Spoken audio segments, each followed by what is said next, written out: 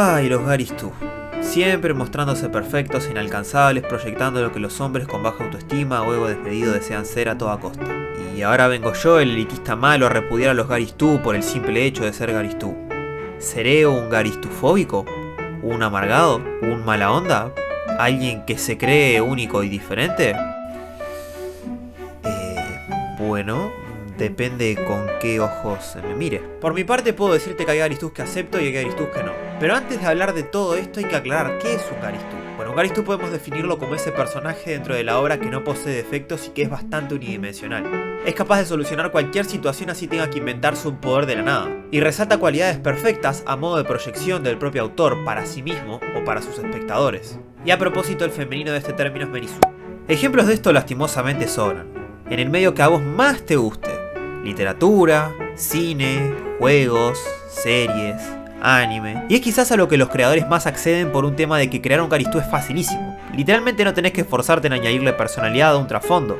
Si total, eso no va a importar a la hora de resolver cualquier situación o ser un presumido. Ahora bien, ¿cuál es el problema de hacer que un personaje resalte sus cualidades perfectas y sea capaz de resolver todo? Bien, cuando un personaje te lo plantean como demasiado perfecto, lo que hace es perder credibilidad en función de las premisas abordadas dentro de la propia historia. Es decir, cuando vos presentás a un personaje que tiene un pasado difícil o un mundo al que no se adapta, pero casualmente es al que mejor le va dentro de la historia, pierde credibilidad. Cuando vos así de la nada le otorgás la categoría de el elegido a tu personaje, pierde credibilidad. Cuando vos a un personaje le otorgás características narrativas inamovibles, pierde credibilidad. Y la credibilidad podemos entenderlo como eso que le genera al espectador al momento de presenciar una obra. El espectador ve al personaje al cual le presentan quién es, cuál es su propósito y lugar dentro de la historia, y en función de lo que le genere le va a simpatizar más o le va a simpatizar menos. En el caso de los Garys II mayoritariamente son aceptados por una cuestión que vengo comentando hace rato, que son perfectos, narrativamente inamovibles, etc.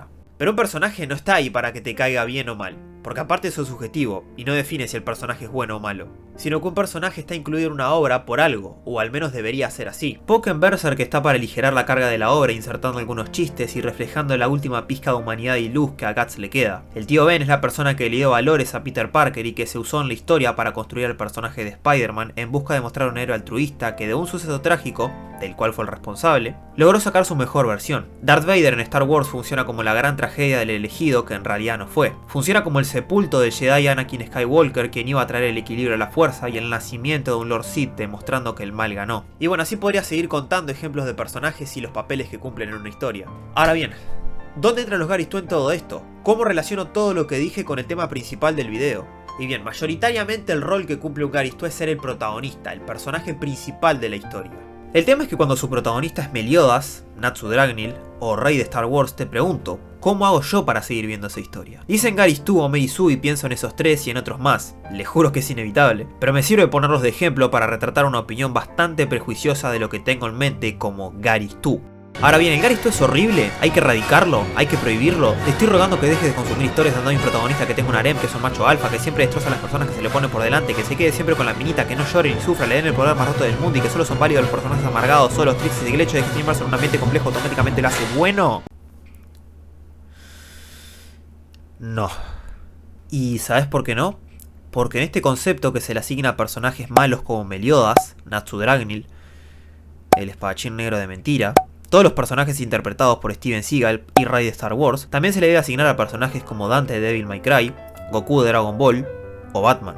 Y qué curioso, te acabo de nombrar a 3 personajes que todos adoran, incluido el narrador de este video. Pero ¿por qué estos personajes, a pesar de ser Garys II, son aceptados y personajes como los ya nombrados no? Bien, para Dante o para Goku te podría decir que el factor clave es el carisma. Porque a pesar de que Goku en cualquier momento le cambia el color del pelo dándole un power up, o que Dante sea capaz de vencer a cualquiera de sus enemigos, son personajes que desprenden un carisma tremendo. Ya sea porque te aligeran la trama con sus actitudes, o porque es inevitable que te caigan bien porque no son personajes pretenciosos. Por el lado de Batman sí, aunque nos duele admitirlo, Batman es un Garys II. ¿Cómo es eso de que siempre tiene un plan para todo? Es que literalmente tiene un plan para desmantelar a toda la Liga de la Justicia. El tipo fue capaz de matar a Darkseid. Y cuando lees un cómic lo asumís porque bueno, Batman es recontra inteligente, siempre tiene un plan para todo, ¿no? Igual el pero que le pongo a Batman es que es un personaje que lo escriben varios autores a lo largo de los años. Entonces tenés múltiples versiones de un mismo personaje, incluida un Batman Zebra.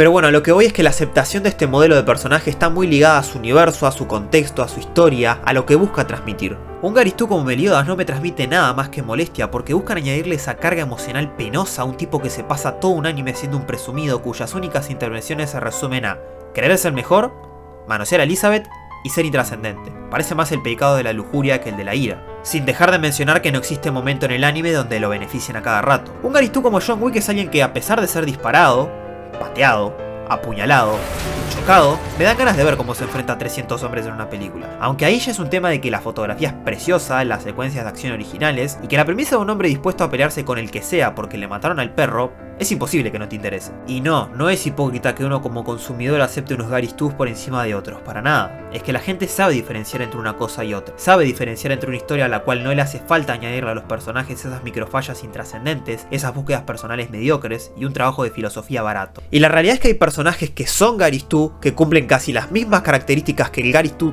típico, pero aún así los aceptamos más que otros. Es así, ya sea por el carisma, por la nostalgia, porque no buscan ser pretenciosos o porque los escritores no buscan incorporarle elementos a la fuerza para que sí o sí te interesen. En mi caso personal yo prefiero por sobre todas las cosas personajes tridimensionales y trato de escapar de los Gary Stu. En principio porque me tocó nacer en la época de protagonistas adolescentes que tienen el guión de su lado y que sus arcos de personajes no dan lugar a las fallas, lo cual los vuelve inamovibles en sus historias e intrascendentes en sus decisiones. Y en segundo lugar porque uno no puede evitar crecer. Y el crecimiento trae madurez. Es entonces como pasás a valorar otro tipo de personajes. Valorás a esos personajes que el pasado verdaderamente les pesa. Valorás a esos personajes que te hacen preguntarte sobre la moral y su relatividad. Valorás a esos personajes que empiezan en un punto y terminan en otro. Valorás esos personajes que no sabes cómo etiquetarlos, si como villanos, héroes o antihéroes. Incluso valorás aspectos diferentes de personajes con los que creciste. Sos capaz de ver cosas que siendo más chico no te dabas cuenta. A mí me gusta que los escritores sean realistas en lugar de idealistas. Me gusta que los personajes se equivoquen, que las cosas no les salgan como ellos quieren, que tengan que tomar decisiones difíciles, que el mundo se les venga encima. Incluso que mueran. Pero que en este punto prefiera ese tipo de personajes no quiere decir que pueda disfrutar de algunos que son un poco más simples, que busque algo más tranqui. No es el hecho de ser un Gary Stu lo que determina si un personaje es aceptado o no, sino cómo se maneja y cómo se presenta dentro de la historia. Cuando estos personajes se enfrentan a desafíos significativos, pueden ser muy atractivos para los espectadores. Por lo tanto, demonizar completamente el concepto de Gary Stu puede ser un tanto excesivo. En cambio, podríamos enfocarnos en exigir una mejor escritura y caracterización para todos los personajes, independientemente de sus habilidades sobrehumanas. Por lo que en mi opinión, solamente hay que saber elegir, hay que saber diferenciar. La escritura es relativa, y uno cuando escucha términos como Gary Stu, se alarma. Cuando escucha términos como cliché, se alarma. Cuando escucha términos como el elegido, se alarma. Y de acá a 20 años, cuando alguien mire un personaje solo y callado y diga, soy ese, también nos vamos a alarmar, quédense tranquilos. En ese caso lo que yo recomiendo es fijarse en cuál es el aporte que tiene el personaje, cómo lo manejan, y si vale la pena conocer más sobre él. Recuerden que a pesar de que en este universo existe Steven Seagal o Meliodas, también es un universo donde existe Dante, Goku y John Wick. No todo es blanco y negro, y el entretenimiento siempre baila entre lo complejo y lo simple, la calidad y la mediocridad, los aportes significativos y los aportes nulos. En esta vida para formar un criterio y unas preferencias hay que mirar, leer y jugar de todo. Incluso si ese todo involucra modelos como el Gary Stu.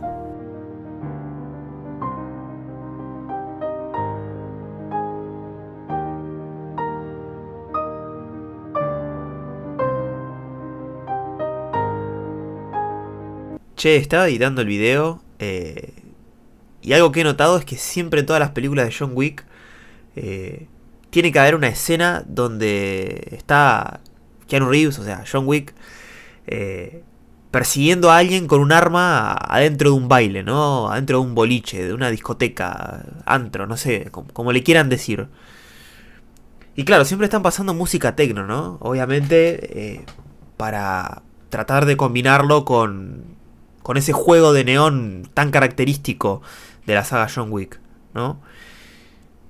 Y me puse a pensar en algo y claro, es una ridiculez, ¿no? Y yo no puedo creer que esté empleando tiempo de edición para esto, pero imagínate, yo qué sé, John Wick en lugar de hacerlo en un baile, el típico baile de primer mundo, o sea, en un baile de acá, ¿no? En un baile de acá a la vuelta. No sé, tipo, estaría pegándose tiros y de fondo estaría escuchando, yo que sé, al Negro Tecla, ponele. Estaría escuchando Emilia o o las cosas que se escuchan hoy en día, ¿no?